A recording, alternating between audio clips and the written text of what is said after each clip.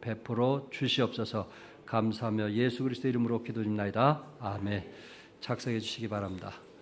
오늘 여러분과 함께 기도를 들어주시는 하나님이란 제목을 가지고 말씀을 나누기 원합니다.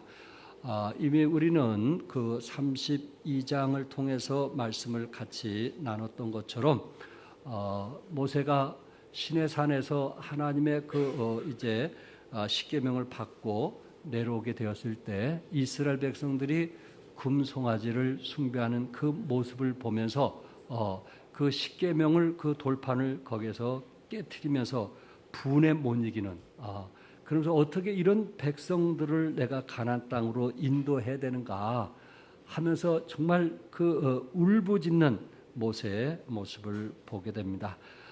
또한 하나님께서 내가 다시는 이런 이스라엘 백성들과 같이 하지는 않겠다. 내가 약속을 했기 때문에 가나안 땅은 인도하겠지만 내가 그들과 같이 가지 않겠다. 이런 상황에 놓이게 되었을 때 모세는 하나님께 기도합니다. 하나님이 같이 안 가시면 어떻게 하겠습니까? 그러면서 모세가 그 정말 하나님께 부르짖는 끈질긴 기도를 통해서 하나님께서 모세에게 내가 너와 그럼 함께 가리라. 그리고 내가 너로 쉬게 하리라. 내가 너에게 은혜를 주노라는 그 세 가지 메시지를 주게 되는데 우리도 정말 이런 광야 같은 힘든 세상 살아가면서 이 세 가지 축복의 약속이 여러분과 나의 것이 되기를 주님의 이름으로 축복합니다. 오늘 본문 있는 말씀을 통해서 하나님께서 지금 모세에게 약속하기를 하나님은 광야의 길을 함께 하시겠다고 약속을 하신 것입니다. 그것이 14절에 말씀하기를 여호와께서 이르시되 내가 친히 뭐하리라 했어요? 친히 뭐하리라? 가리라. 하나님께서 지금 친히 가리라고 말씀하기 전에 모세는 하나님께 기도합니다. 12절에 모세가 여호와께 아뢰되 보시옵소서 주께서 내게 이 백성을 인도하여 올라가라 하시면서 나와 함께 보낼 자를 내게 지시하지 아니하시나이다. 그러니까 하나님께서는 지금 이스라엘 백성들을 모세에게 데리고 가나안 땅으로 가라 그렇게 지시는 했지만은 나와 함께 보낼 자를 내게 지시하지 아니했다는 것입니다. 이것이 모세에게 너무나 큰 충격이었어요.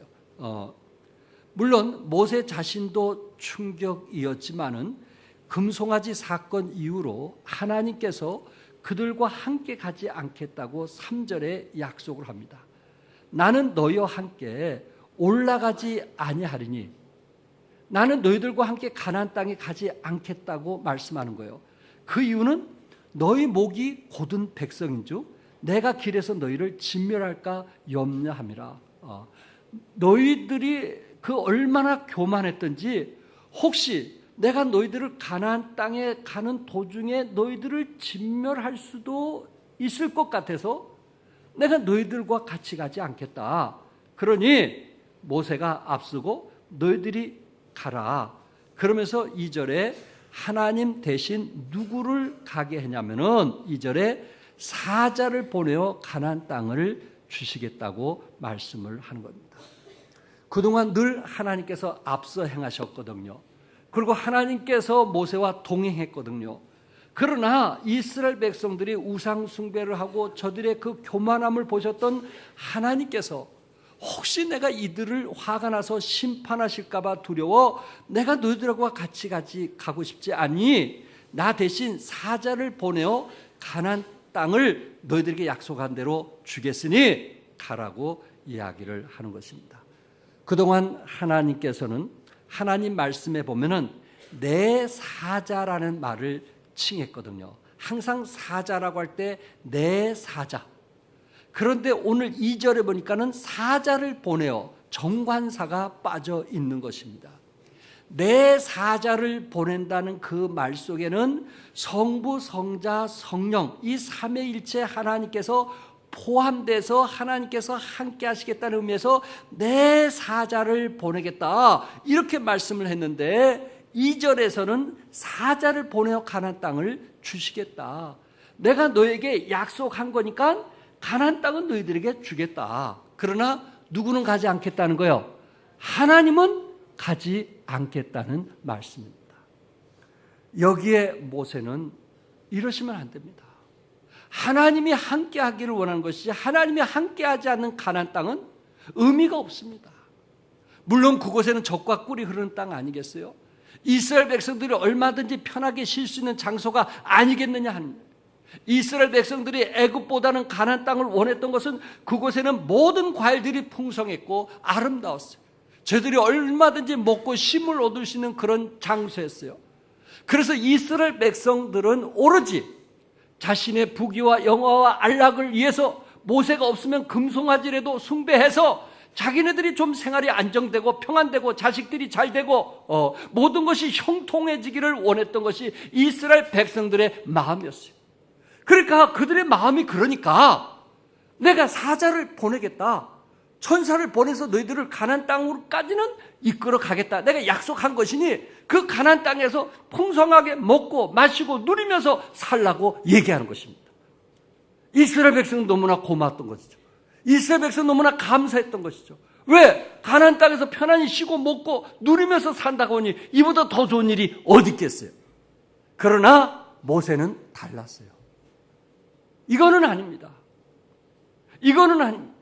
우리가 아무리 그곳에서 먹고 마시고 편안히 쉰다 할지라도 하나님이 함께하지 않으면 안 됩니다.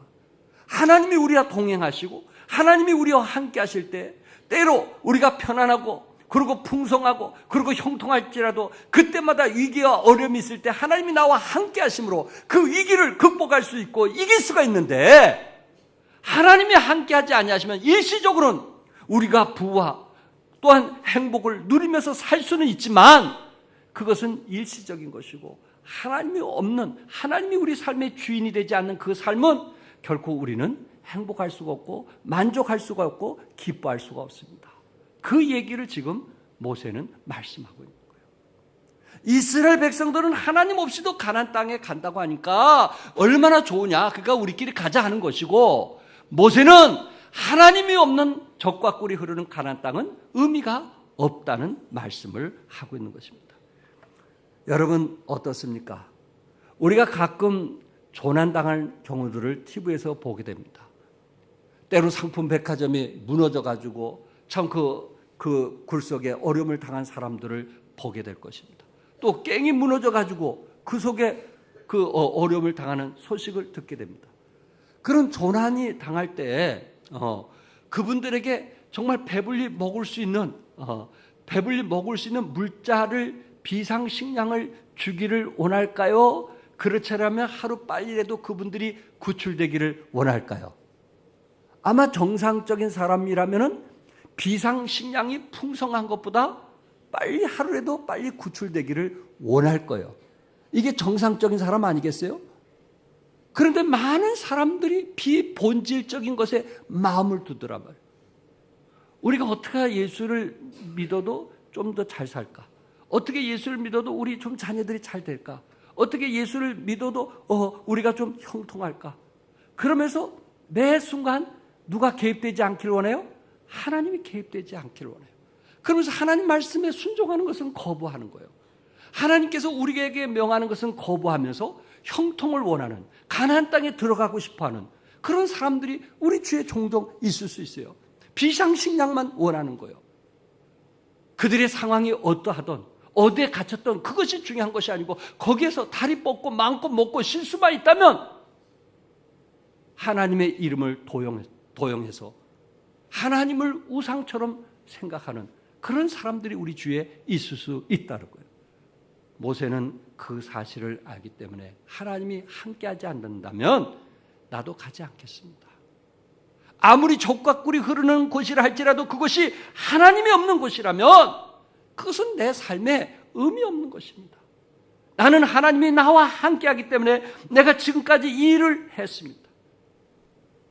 그러니 하나님이 함께 해달라고 간곡히 기도하는 모세의 모습을 우리는 보게 되는 것입니다.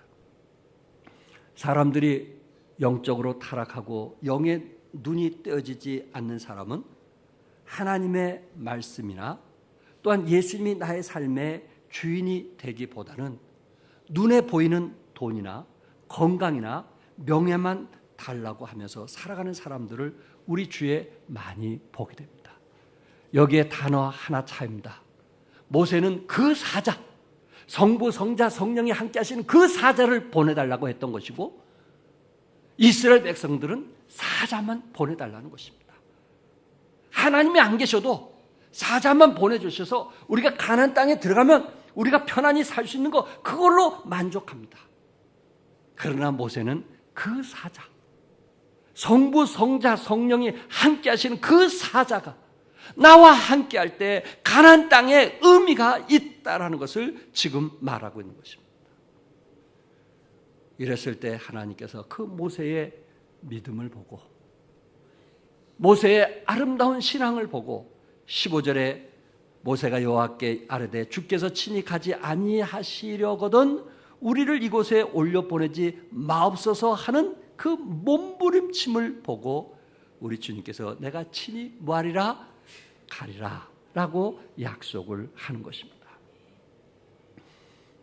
다시 말해서 그 사자는 포기할 수 없다는 것입니다. 내가 모든 것을 다 누린다 할지라도, 내가 모든 것을 가졌다 할지라도, 내가 세상 사람 부러울 만큼 그렇게 산다 할지라도 그 사자, 성부, 성자, 성령님이 개입하시고 함께하지 않는 그 모든 것은 나에게 의미 없는 것입니다. 그러니 하나님이 함께 해달라는 본질적인 것을 찾고 있고, 이스라엘 백성들은 비본질적인 것, 금송아지라도 만들어서 그 금송아지라도 숭배해갖고 그것이 우리에게 복이 된다면 금송아지가 문제겠냐 말이에요. 무슨 신들 내가 섬기지 못하겠느냐. 나 자신도 섬기고 있는데, 오히려 자신이 하나님 말씀에 굴복하고 순종하기보다는 자신의 의지, 자신의 생각, 자신의 뜻대로 살아가는 사람들이 부귀를 위한 것이라면, 내 가족의 편안을 위한 것이라면, 미래를 위한 것이라면 하나님 말씀에 개입하지 않고도 살아간 사람들이 우리 주위에 많이 있다는 것입니다. 그러나 하나님께서는 모세의 기도를 들으시고 친히 가리라, 친히 뭐하리라? 가리라. 모세는 하나님이 나와 함께 보낼 자를 내게 지시하지 아니하시나이까? 왜 나와 함께 하나님이 동행하지 아니하십니까? 그걸로 인해서 몸부림치며 하나님께 부르짖으며 기도했던 영의 눈이 띈 성숙한 사람인 것을 볼 수 있습니다. 이사야 43장 2절 같이 한번 읽어볼까요? 시작. 내가 물 가운데로 지날 때에 내가 너와 함께 할 것이라. 강을 건널 때에 물이 너를 침몰하지 못할 것이며 네가 불 가운데로 지날 때에 타지도 아니할 것이요 불꽃이 너를 사르지도 못하리니. 물 가운데, 강 가운데, 불 가운데, 불꽃 가운데서도 우리 하나님이 어떻게 하시겠다고요? 함께 하시겠다. 우리 하나님이 우리와 함께 하시는 이유가 무엇인가? 이사야 43장 7절에 내 이름으로 불려지는 모든 자 곧 내가 내 영광을 위하여 창조한 자를 오게 하라. 그를 내가 지었고 그를 내가 만들었느니라. 하나님께서 이스라엘 백성들을 내가 지었고 내가 만들었기 때문에 그들이 불 가운데, 물 가운데, 강 가운데, 불꽃 가운데 있을지라도 내가 함께 하시겠다고 말씀을 했던 것입니다. 우리는 누가 지은 거예요? 하나님이 지은 거예요. 우리를 구원하신 분은 누구실까요? 하나님이신 거예요. 그러니까 우리는 하나님 외에 다른 신을 섬기면 혹시 하나님이 우리를 교만해서 우리를 칠까봐 우리와 동행하지 않을 수도 있다는 것을 말씀하고 있는 거예요. 그러나 모세는 그래서는 안 된다는 거예요. 하나님이 함께하지 않는 가나안은 우리에게 의미가 없다는 거예요. 소용이 없다는 거예요. 그 부귀와 그 영혼은 아무 소용이 없다는 거예요. 하나님이 함께하실 때 우리의 부귀와 우리의 형통과 우리의 모든 일이 자랑스러운 것이지 하나님이 없는 것은 의미가 없다는 것을 말씀하고 있어요. 히브리서 13장 5절과 6절에 너희를 버리지 아니하시고 너희를 떠나지 아니하시리라. 우리 하나님은 우리를 결코 뭐하지 아니하시고 버리지 아니하시고 또한 뭐하지 아니하겠다? 떠나지 아니하겠다. 그러므로 우리는 이스라엘 백성들처럼 사자만 원하는 그런 사람이 되지 말고 모세처럼 그 사자, 하나님이 함께 하시는 사자가 동행할 때 우리에게 가진 모든 것이 은혜롭고 축복스럽다는 것을 기억하면서 하나님이 나의 삶의 주인 되기를 바랍니다. 하나님 나의 삶에 앞서갈 수 있기를 바랍니다.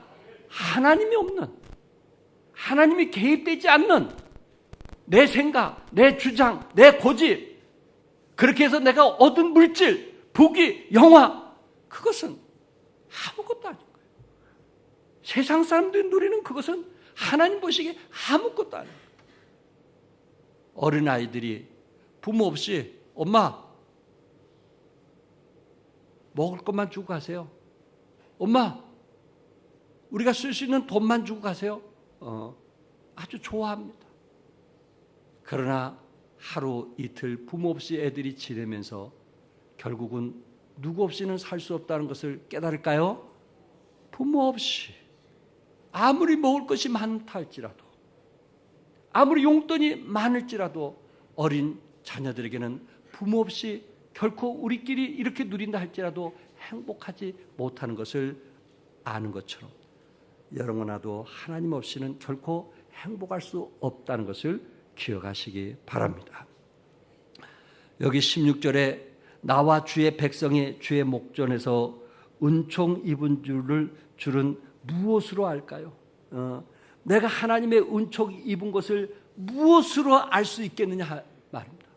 내가 하나님의 은총을 입었다는 것이 과연 내가 가진 돈과 물질이냐 말이야, 명예냐 말이야, 권세냐 말이야, 우리 자식들이 정말 잘 나가는 그것이 진정한 은총이냐 말이야. 그러나 모세는 아니었어요. 모세는 16절에서 고백하기를 주의 백성이 주의 목전에서 은총을 입은 것은 뭘로서 보여줄 수 있냐면은 주께서 함께 하심을 통해서 보여주는 거라 했어요. 누구 함께 하심? 주께서 함께 하심. 여러분 이스라엘 백성들이 출애굽할 때 애굽의 그 바로 왕과 군대들이 뒤를 쫓아나요. 그래서 이스라엘 백성들을 죽이려고 쫓아오잖아요.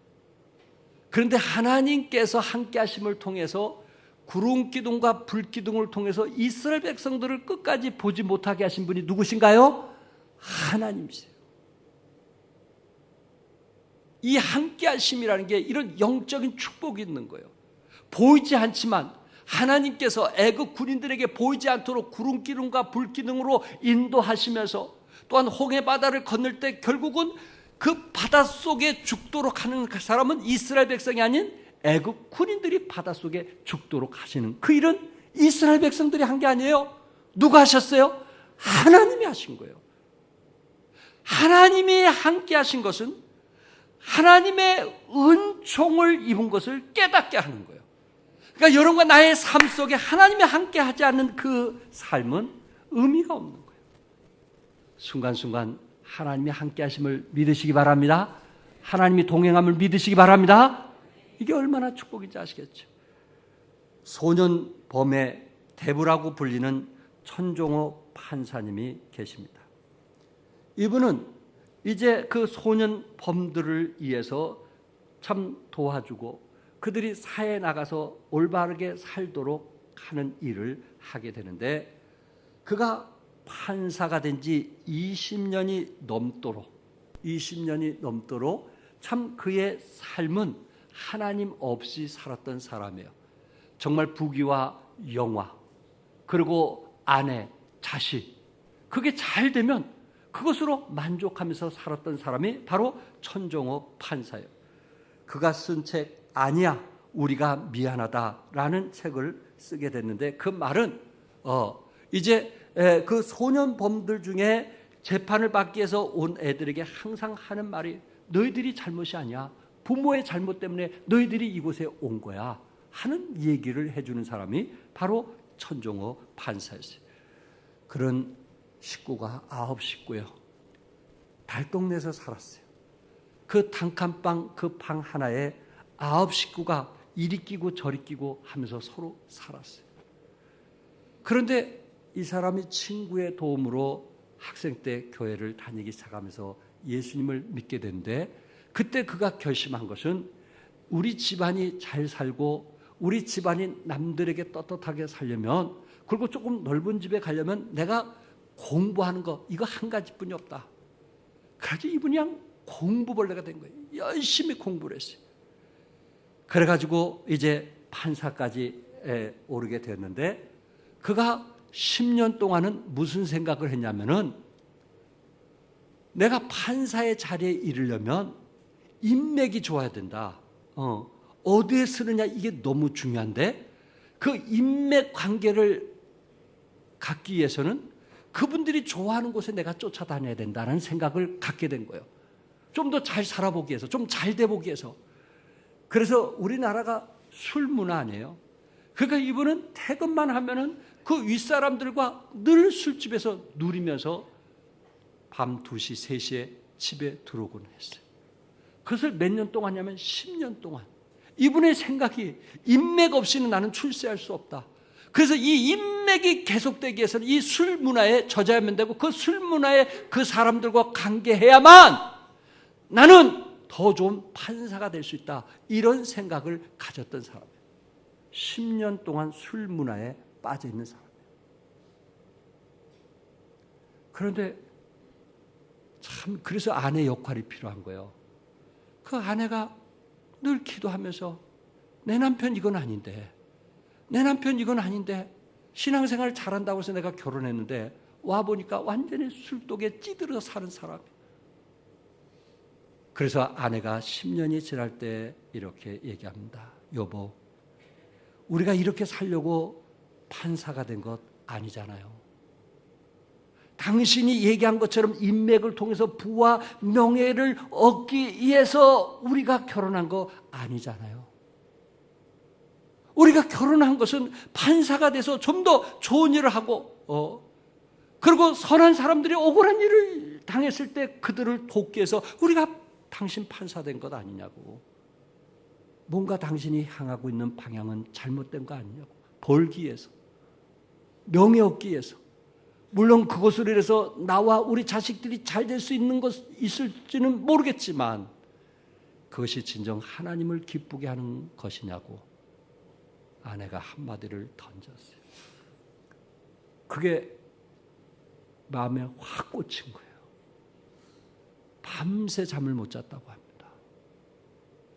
그러면서 학생 시절 때부터 교회 나갔던 것이 생각이 나고 내가 이렇게 되기 위해서 내 명예를 위해서 하려고 한 거는 아니었는데 자기가 10년 동안 걸어온 길이 너무 큰 엄청난 잘못된 것을 알고 하나님 없는 주님 없는 예수님을 인정하지 않는 삶이 얼마나 잘못된 것을 알고 거기서 눈물을 흘리고 회개했다고 합니다.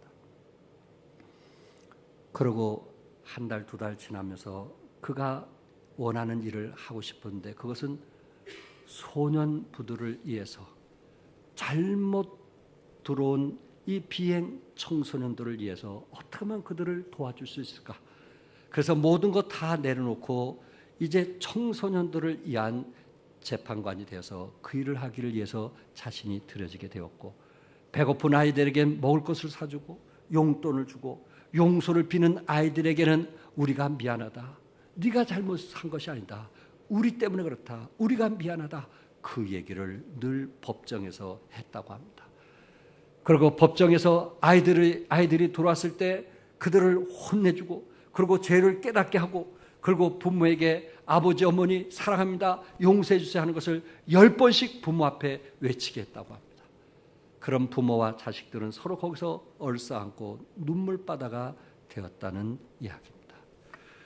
이분은 2010년부터 그룹 홈을 자기가 아는 지인들이나 교회들을 통해서 이 아이들이 이제 나간 후에 사람이 되어서 다시 학교에 복귀할 수 있도록 하려면 교회가 그 일을 도와줘야 됩니다. 그 일을 도와주십시오. 그렇게 간청을 해가지고 한국의 13곳이 교회와 또한 이제 다른 장소에 13곳이 세워져 가지고 이분이 그 아이들이 가는 곳에 같이 머물면서 새벽기도 40일 새벽기도 같이 참석하고 성경 암송하게 하고 그리고 그 아이들 중에 착한 애들은 칭찬과 격려해 주면서 다시 학교로 복귀한 일까지 하게 된다고 합니다. 대부분 아이들이 감옥에서 나오면은 재범률이 70%인데 그룹 홈에 아이들이 감옥에서 나와가지고 그룹 홈에 들렸다가 이제 사회에 돌아가는 아이들 중에 재범률이 18%라고 합니다. 그만큼 많은 아이들이 정상적으로 학교에서 생활을 한다는 이야기입니다. 이분은 이제 이런 아이들을 위해서 하나님을 만나게 하고 그리고 저들의 마음이 복음을 통해서 치유가 되는 그 일이 얼마나 중요하다는 것을 깨닫고 10년 후부터 그런 판사로서 그 일을 지금까지 감당하고 있다고 합니다.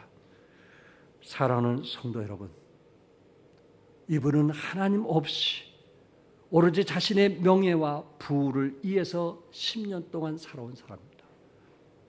인맥의 끈을 놓지 않으려고 인간의 방법을 가지고 술자리에 10년 이상 퇴근하면은 그들과 어울려서 살았던 사람입니다. 그러나 아내의 그 말이 그의 마음에 꽂히게 되었고 그의 마음이 다시 회복되면서 이 땅에 사는 것이 진정 무엇이 하나님을 기쁘게 하는 삶인가? 내 자신의 명예, 내 자신의 영광, 내 자녀들 잘 되는 거 과연 그것만을 위해서 사는 것이 얼마나 어리석은가? 하나님이 내 가정의 주인이 되고 내 삶의 주인 되기를 원했던, 그래서 다른 사람의 유익을 위해서 살아왔던 천정호 판사의 모습을 우리는 함께 나누게 되었습니다. 여러분과도 그렇게 사시기를 주님의 이름으로 축복합니다. 그렇게 살 수 있길 바랍니다. 두 번째, 하나님은 광야의 길을 인도하는 모세에게 힘을 주겠다고 했어요. 14절에 그 광야의 길을 이스라엘 백성을 인도할 때 내가 너를 쉬게 하리라고 했어요. 개역 한글에는 평쾌하리라고 했고 쉬운 성경에서는 안심할 수 있도록 해주겠다고 했고 한글 킹 제임스에서는 내가 너에게 힘을 주리라. 이 고난의 길을, 이 어려운 길을 걷게 때 어차피 힘들고 어려운 길을 걷지만 내가 진정으로 너에게 힘을 주겠노라고 말씀하고 있습니다. 쉼이란 말에는 안식이란 말이 있고 평안이라는 말이 있습니다. 이 힘든 세상에, 이 고통스러운 세상을 살아가지만은 내 마음은 안식과 평안을 유지하면서 살게 하시겠다는 하나님의 약속된 말씀입니다. 우리 예수님도 수고하고 무거운 짐진 자들아 다 내게로 오라. 내가 너희를 뭐하게 하리라? 쉬게 하리라. 수고하고 무거운 짐진 자들, 그들에게 힘을 주면서 살게 하겠다고 예수님께서 말씀했습니다.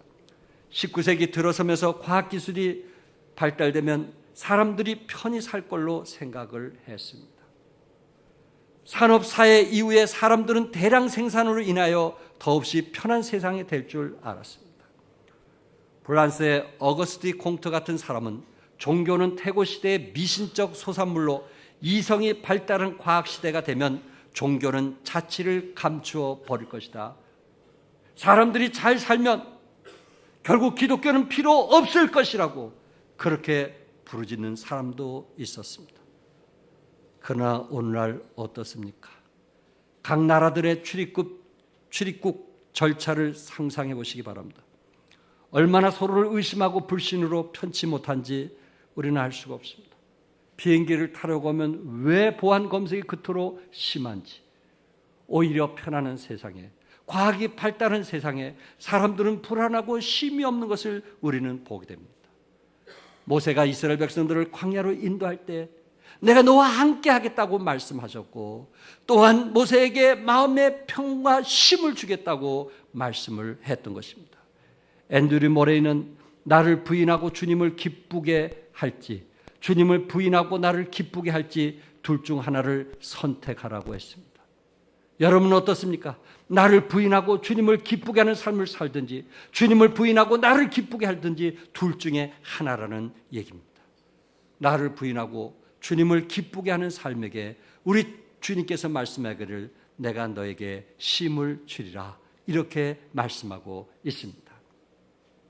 찬송가 308장 작사하신 호레시오 스테보드 씨는 시카고의 유명한 변호사이면서 의과대학의 법리학 교수입니다. 그리고 또한 신학교 이사 및 운영위원으로 일을 하고 있었습니다. 이분은 무디를 도와서 무디의 동력자로서 교수면서 무디 목사님을 도와서 함께했던 사람입니다. 그런데 1871년 시카고 무디 교회가 대화재가 일어나게 되었고 교회가 완전히 불에 타게 되었습니다. 그와 동시에 자기의 모든 전 재산도 잃게 되었습니다. 같이 그 주에 시카고가 불타면서 같이 타버렸어요. 자기 집에 불탄 것은 둘째 문제이고 교회가 불탔기 때문에 어떻게 하면 빨리 교회를 다시 건축할까? 이 일에 스페포드 씨는 동부서주했다고 합니다. 그의 부인 안나 스페포드 씨는 몸도 좀 병약하고 해서 이제 딸 넷을 데리고 유럽에 여행하도록 했는데 이런 불이 남을 통해서 교회 일을 우선으로 해야 되다 보니까 아내와 네 딸을 이제 배를 태워서 보냈는데 여객선이 대서양을 지나다가 1873년 11월 15일 새벽 2시에 이제 배길이 충돌해서 226명이 목숨을 잃게 되었습니다. 그곳에서 그의 부인만 살고 네 딸은 그곳에서 이제 시신을 찾을 수 없게 되었다고 합니다. 남편이 이 소식을 듣고 충격을 받고 이제 배를 타고 그곳에 가게 되는데 선장이 뭐라고 하냐면 이곳이 당신 네 딸이 죽은 곳입니다라고 얘기를 하더랍니다. 거기서 눈물을 흘리면서 하나님께 하소연도 하면서 밤새도록 기도하게 되는데 그 마음속에 하나님이 주신 가사가 생각이 나서 적었다고 합니다. 내 평생에 가는 길 순탄하여 늘 잔잔한 강 같은지 큰 풍파로 무섭고 어렵든지 나의 영혼은 늘 편하다. 나의 영혼은 뭐하다고요? 늘 편하다. 내 영혼 평안해. 내 영혼 평안해. 하나님께서 쉬게 하시겠다는 것이 무슨 의미입니까? 이분은 지금 내 자식을 잃었습니다. 누구든지 자식을 잃었을 때에 정말 그 슬픔이라는 것은 말로 다 표현할 수 없어요. 그러나 그가 마지막 울다가 부르짖다가 하나님께서 주신 가사가 생각이 난 거예요. 내 영혼 평안해. 내 영혼 평안해. 하나님이 주신 쉼이 아닐까요? 하나님이 주신 평안 아닐까요? 자식을 잃은 사람에게 어떻게 이런 평안을 이 세상에서 얻을 수 있겠느냐 하는 말씀입니다. 광야 같은 길을 걷는 사람들에게 어떻게 쉼이 있을 수 있느냐 하는 거예요.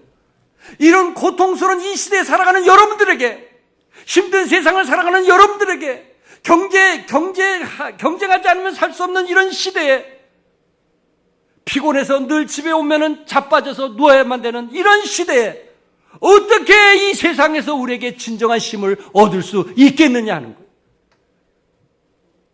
하나님께서는 모세에게 내가 너를 쉬게 하리라, 평케하리라. 하나님의 평안이 여러분의 있기를 바랍니다. 최근에 의학이 발견한 호르몬 중에 언젠가도 말씀드렸듯이 다이돌핀이라는 것이 있습니다. 여러분, 엔돌핀만 생겨도 암이 치유가 된다는 생각 때문에 사람들이 웃음 치유를 해서 엔돌핀을 스스로 생기게 해갖고 이 엔돌핀을 통해서 이제 그 암과 싸우는 사람들이 우리 주위에 많이 있습니다. 근데 엔돌핀의 4,000배나 되는 것이 몇천 배요? 믿던 믿지 않던 4,000배나 되는 것이 뭐냐면 다이돌핀. 이 다이돌핀이 생기면요, 이 엔돌핀의 4,000배가 되기 때문에 우리의 어떤 병도 치유하고 회복할 수 있는 자생, 스스로 이제 치유하고 회복할 수 있는 그런 호르몬이 우리 몸에서 쏟아지도록 하나님이 우리에게 주셨다는 거예요. 암도 하나님이 주셨다면 치료할 수 있는 것도 하나님께서 우리에게 주셨다는 거예요. 근데 다이돌핀이 언제 우리 몸에서 생성되느냐? 그것은 첫째, 감동받을 때. 그래서 나도 모르게 생각 이상으로 그냥 숨이 막힐 정도로 감동받을 때. 두 번째는 좋은 노래를 들었거나 아름다운 풍경에 압도되었을 때. 그러니까 오늘 우리 찬양대원이나 솔로를 통해서 독창을 통해서 이야 아버지의 마음이라든지 뭔가 그 찬양을 통해서 뭔가 여러분들이 마음에 흡족하게 감동되었을 때 다이돌핀이 생기는 거예요.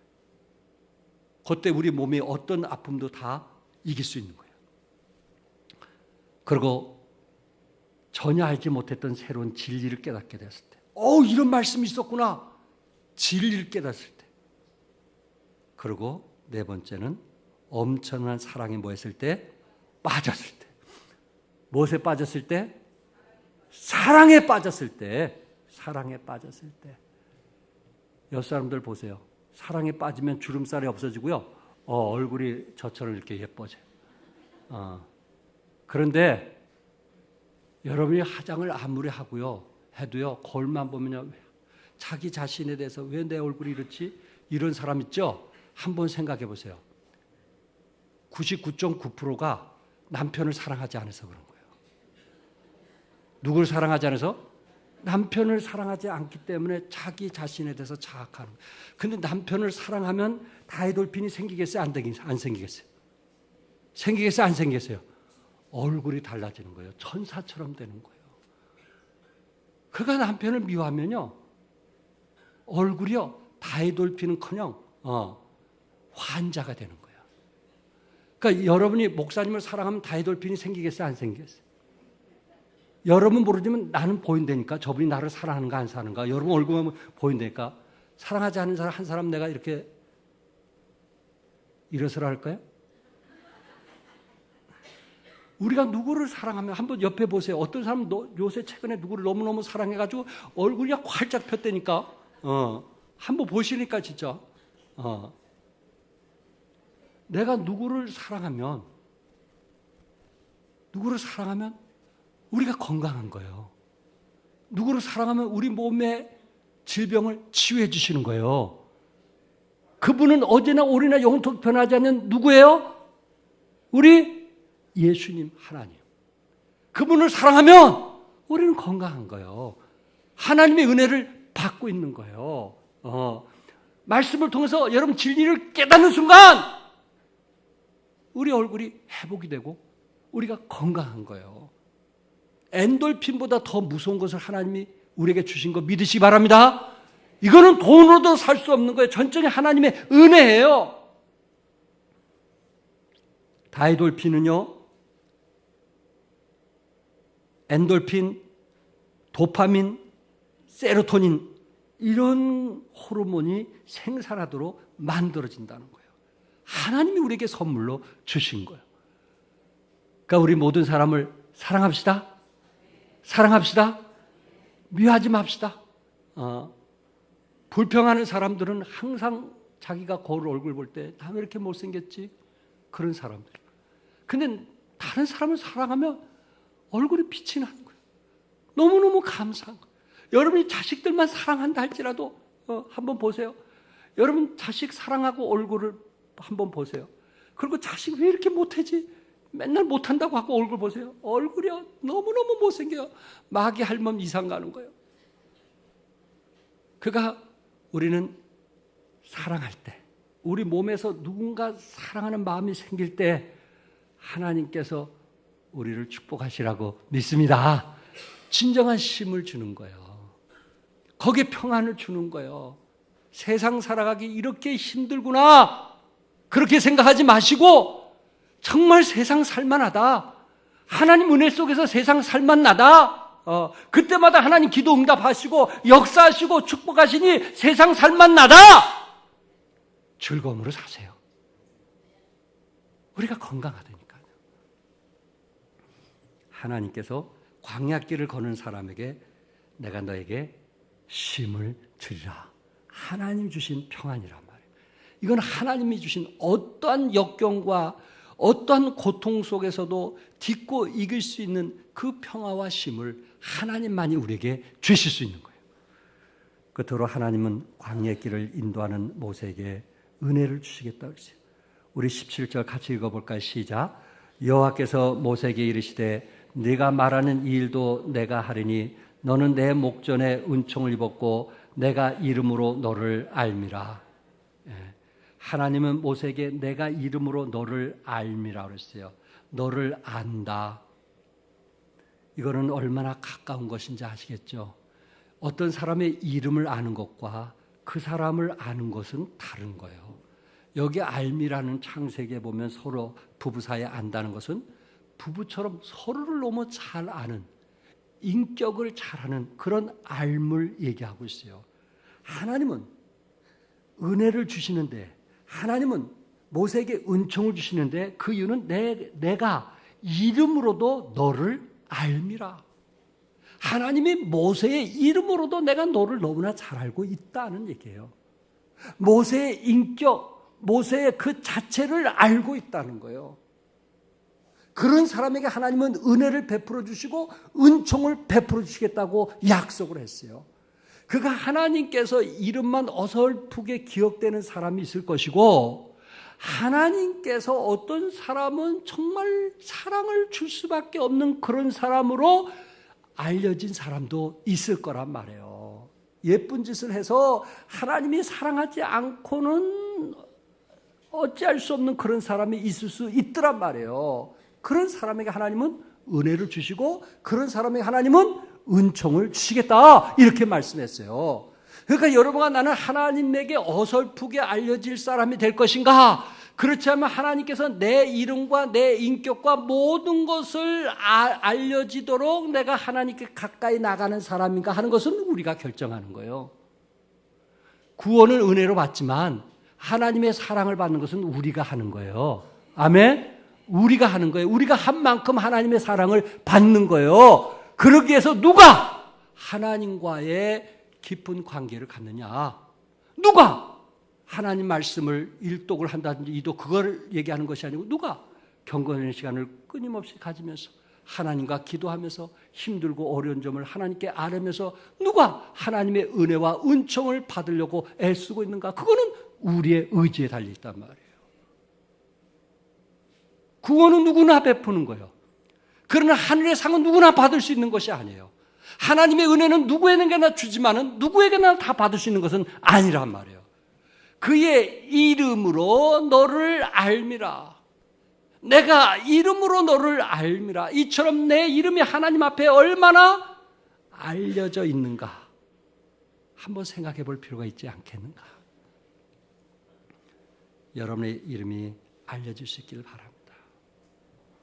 19절에 나는 은혜를 베풀 자에게 은혜를 베풀고 긍휼히 여길 자에게 긍휼을 베푸느니라 이렇게 말씀했어요. 그러니까 모세는 하나님의 은혜를 받았어요? 안 받았어요? 하나님의 긍휼을 받았어요? 안 받았어요? 그런데 18절에 모세가 뭐라는지 아세요? 주의 영광을 내게 보이소서. 뭐를 보여달라고 그랬어요? 주의 영광을 내게 보이소서. 여기에 참 의미가 있거든요. 여러분, 모세는 그동안 주의 영광을 저는 제가 볼 때 가장 많이 받은 사람이거든요. 모세는. 왜? 주님께서 부르실 때 그 떨기나무에 뭐가 탔어요? 불이 탔어요. 그곳에 누가 계셨어요? 하나님이 계셨거든요. 시내산에 오르실 때 백성들은 다 밑에 서 있지만 시내산에 오를 때 그곳에서 하나님을 맞대고 얘기한 사람이 누구였냐면 모세였어요. 어느 누구보다도 모세는 하나님의 영광을 누렸던 사람이고 보았던 사람이에요. 그런데 지금 광야길을 통해서 가나안 땅으로 갈 때에 모세가 지금 뭘 요구하냐면 나에게 하나님의 영광을 보게 해달라는 거예요. 지금까지 보여줬는데 또 보게 해달라는 거예요. 이게 모세의 믿음이었어요. 사실 저에게도 하나님의 영광이 지금 필요한 거예요. 여러분에게도 절대적으로 하나님의 영광이 필요한 거예요. 지금까지 우리가 산전수전 겪어서 어떻게 살아왔는지 모르지만 그 순간순간 하나님의 영광이 나타나가지고 은혜와 은총 속에서 지금까지 버텨오고 이길 수 있고 승리할 수 있었잖아요. 지금까지. 그래서 우리는 에베네셀 하나님께 감사하잖아요. 여기까지 인도하신 하나님께 찬양하잖아요. 이제 우리는 또 앞으로 가는 길에 있어서 하나님의 영광이 절대적으로 필요하단 말이에요. 하나님의 영광이 나타날 때 그곳에는 하나님의 은혜가 있고 하나님의 은총이 있음을 믿으시기 바랍니다. 그러니까 지금까지 하나님의 은총이 나타나고 은혜가 나타난 거, 그걸로서 우리가 만족하고 편하게 살 것이 아니고 앞으로 살 날에 어떤 일이 일어날지 모르기 때문에 그때에도 우리는 절대적으로 하나님의 영광이 필요함을 믿으시기 바랍니다. 오늘 이 시간에 하나님 저에게 하나님의 영광을 보여주시옵소서.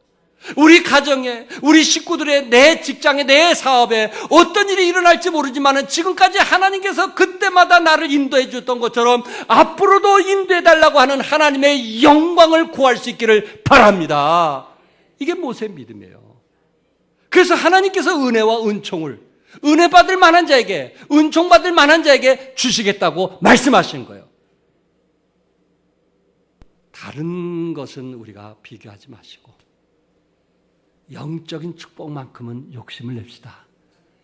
그래서 하나님의 은혜와 은총이 충만하시기를 주님의 이름으로 축복합니다. 기도하겠습니다.